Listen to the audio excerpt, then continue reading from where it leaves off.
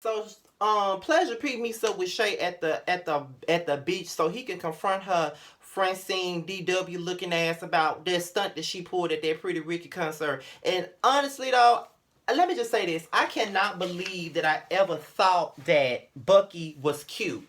Like, she was one of my favorite people on the Flavor of Love for all these years, and I always thought that she was cute. But her attitude and her choice of dressing, not only her choice of dressing, but her choice of wigs and weaves and all of that shit that making her look like a basic bitch that she portrays herself to be on this motherfucking TV, like, it makes her look even worse than what she already does. But whatever. So he wants to talk about that, and he feels like she's not supportive, and the bitch ain't supportive. Pleasure, she's not supportive. She don't give a fuck about what you got going on.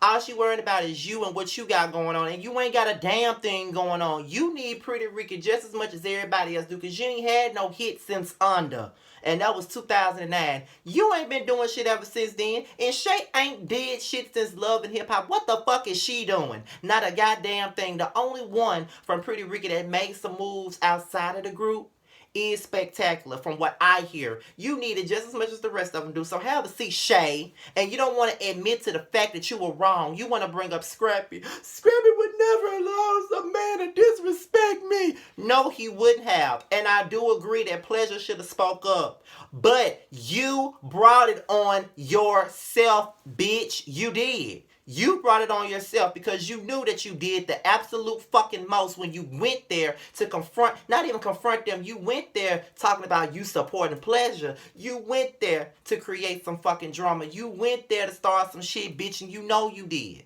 So you need to have several motherfucking seats and get over your damn self, bitch. You knew what you were doing and you knew that you were fucking wrong, bitch. Have a seat. Go somewhere and sit down. But later on, they come to their senses and they just gonna move on. But y'all, when did Shay and fucking Pleasure P become a damn couple? Cause this just got scripted and love interest and All My Children written all over it. Cause we never seen them on pictures together or none of that. But okay. So later on, Shay goes to DJ Michelle Pooch to talk about what went down between her and Pleasure, and she still ain't taking no responsibility. She talking about the whole Pretty Ricky came for her.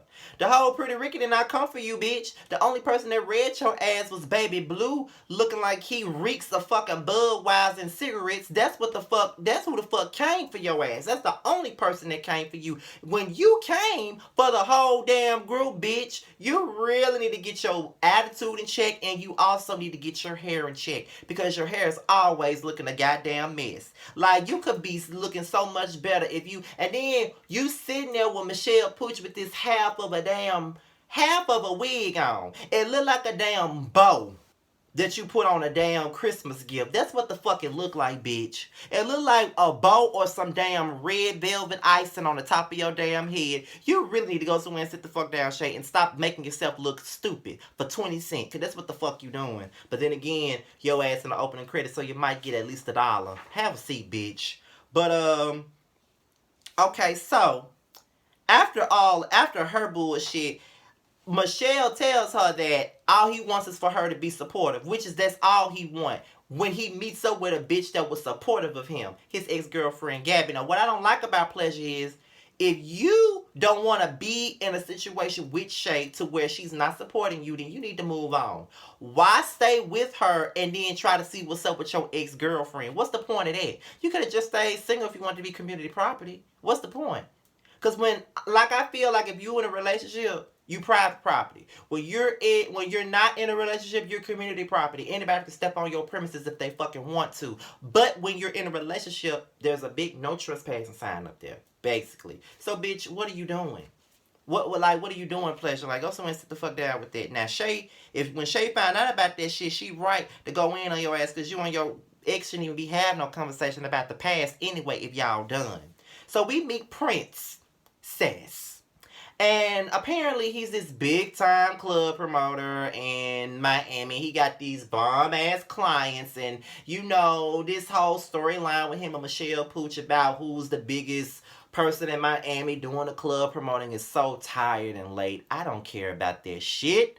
Nobody cares about this shit. I know the fuck I don't, but okay. So They talk about Michelle Pooch and how he came to one of her meetings and he brought his girls there and she called his whole brand ratchet and all of that. Now, I don't know nothing about Princess. I don't know nothing about a brand that Princess has. But I don't even know Michelle fucking Pooch. And no. And I'm not even gonna say, I'm just gonna call her DJ Michelle. I ain't finna say all that other shit.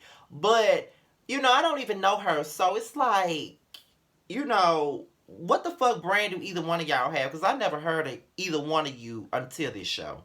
But whatever. I just let them just slide with what the fuck they got going on with that shit. So, Gunplay. He meets up with Miami Tip and this girl named Strawberry. And apparently Miami Tip and Strawberry are well-known strippers in Miami. So, according to Gunplay, unbeknownst to Kiara, he used to fuck Miami Tip back in the day, but he want to do music with her. So during the meeting, she turning her ass up and, she just doing the absolute most and looking like Helga Pataki. And I just felt like, girl, why you being thirsty? And Gunplay, you barely got out of the woods because you was sitting there flirting right back with that bitch, okay? And that's the main reason why Kiara didn't want you to be working with her ass. Well, she don't know nothing about y'all fucking. But that's the main reason why he don't want that. That's the main reason why she didn't want to come back to Miami because of shit like this and you're doing it. So he in a confessional acting like he innocent. Motherfucker, you ain't innocent. You ain't innocent at all. Which brings me to him going to Kiara and basically telling her that Miami Tip was flirting with him and that she was really trying to get on his dick. But my thing of it is Kiara got mad and she got every right to be mad because why was she so comfortable to flirt? Because you allowed her to do so. But you talking about I didn't take it there. You know what I'm saying? I didn't let it go there. So I feel like you should be grateful that I didn't let it go there. Barely, bitch. You barely stopped that girl from flirting with you, Gunplay. Looking like you smell like a whole box of White Owl. Come on now. White Owl and Swisher Sweets. That's all I see when I look at you. So, boy, go on with the bullshit, okay? You barely got away with it. You only told her to get your conscience clear. You only told her to cover your own ass. It's always more to a goddamn story. So Kiara goes up there with this damn Chinese Nikki. Chinese Nikki look like a humanized goddamn poodle. She look like a poodle mixed with a human, like a dog and a damn human being fucked and had a baby. That's what the fuck that bitch look like, and she looks scary. She looked like, what's the name of that movie Jim Carrey played in when I was a damn child? The Mask. That's what the fuck that bitch look like. She look a fool. All this plastic surgery, she look a fool. But Kiara comes to confront Miami Tip about it. And that's when Strawberry reveals that, listen, they used to fuck. And then the next thing you know, first Miami Tip was talking all that shit about how she don't give a fuck if she is about a side girl or a main girl. That's not really her concern. You need to worry about your nigga, but at the end of the day, I don't want Gunplay. I want you. So that made a swift turn because it's like this girl came up here to really confront your ass and possibly beat your ass. And you just looked at this girl and told her that you want to fuck her. And now she done left the club all flattered. What the fuck? Okay. Never seen nothing like that before a day in my life. So, Amara and Step LaCour, they goes to Veronica Vega. And from what I heard, Veronica Vega is a racist. That's allegedly. I read all of that on Lipstick Alley. So I don't know how true that is. But I heard that she is a damn racist, okay? That's what I heard on Lipstick Alley. Shout out to LSA. But whatever. They talk about Amira's encounter with Young Hollywood and all of that stuff. And I was just looking at this shit like, I get it. They're pushing Amira to the forefront. They're making her the star of the show. I thought they would have did that with Trick and Trina, but we barely see them on the show. But here's my thing. Amira, are you gonna cry the whole season? I hope you ain't finna be crying the whole season. Like, I understand your story. You got a story to tell, baby. I do understand. But, girl, don't cry all season. Don't cry on every goddamn episode. As an Aquarius, I'm emotionally detached. And I just can't deal with all this crying. But I do understand it, though. Like, it's one thing for a person to tell you, give me less Macy Gray but more Beyonce. Like, that's so insulting. Like, telling somebody how they supposed to be. Everybody in the industry want their own identity. When you're in the industry, you want your own identity. Me being a fucking YouTuber, I want my own identity. I don't want to be compared to nobody else. You know what I'm saying? It's flattering, but I don't want to be compared to nobody else. I remember when I first started on here, and somebody wrote, like, when I very first started, like when I had like 200 subscribers, I remember someone telling me, "Oh, you remind me of Quadir. You act just like Quadir," which I didn't have a problem with because he was a well known YouTuber. But I'm like, damn, let me be Scotty. You know, ain't nothing wrong with the nigga, but let me be me. Like, I ain't trying to be like him. You know what I'm saying? So, you know, everybody want their own identity, and that's understandable. So they go and confront young Hollywood Veronica and Steph doing. Veronica already showed that she's a flawed ass bitch because she talking about she confront him for a mirror, but he done said that he'll fix all of this if she'll go out on a date with him. And this bitch gonna go out on a date with him. But ain't that supposed to be your friend, bitch? A mirror's supposed to be a friend, right? Oh, okay, bitch. We'll see how that works out. But then we meet Joy, and she's supposedly Trina's cousin. That's supposedly Trina's other cousin. Trina got all her family members on the show. But from what I hear, you know, Trick and Joy been broke up a long time ago. So why are we rehashing this dumb shit? Scripted. Later on, we learned that Dawn Heflin, Jocelyn's best friend, is also managing Trick Daddy, and she's at the house.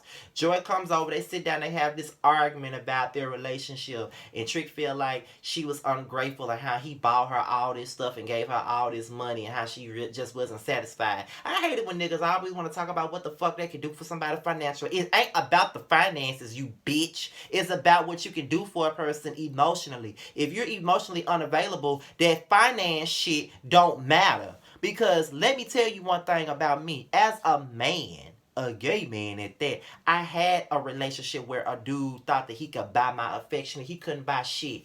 Even if he offered to buy me a Subway, I wouldn't take it. Like, that's not gonna make me feel better. Like, you gotta be there for me emotionally. You got to listen to what the fuck I'm saying. I'm a very opinionated person. So at the end of the day, if I'm feeling some type of way, I'm gonna say it. Buying me shit ain't gonna make me shut the fuck up. And that's what a lot of men go wrong at. Y'all think y'all can buy motherfucker shit and think that's gonna make them shut the fuck up. And it ain't. Grow up. But let me just say this before I go. Love and Hip Hop Miami isn't a bad show. To me, it's not. It's better than New York. But I think that it would be so much better if they had a cast of people that actually knew each other, had an actual background with each other. That's why I liked Hollywood so much, because Moniece, Ray, Hazel, Tierra, Morgan, all of them knew each other. You know, even Omarion and Moniece, Lil Fizz and Monique, like, all these people were intertwined at some point in time, so they know each other.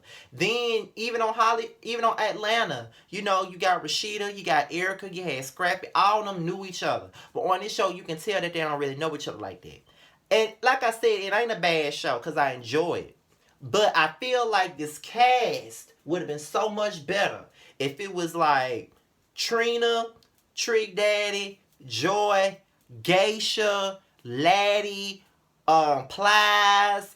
We could leave Shay and Pleasure on there. A couple of other Miami underground rappers that I may not know of. Brianna Perry could have been there. You know, Prima Donna. Like, that would have been a stellar cast to me, because they all are familiar with each other. They all have a real... It would have been more organic to me. The drama would have been for real for me. But it's not. But I enjoy it more than New York, and that's not saying much. But that's my review on Miami. Be sure to leave your comments, like, rate, and fucking subscribe, and share wherever you feel like you need to share. And I'm out of here, y'all. Peace.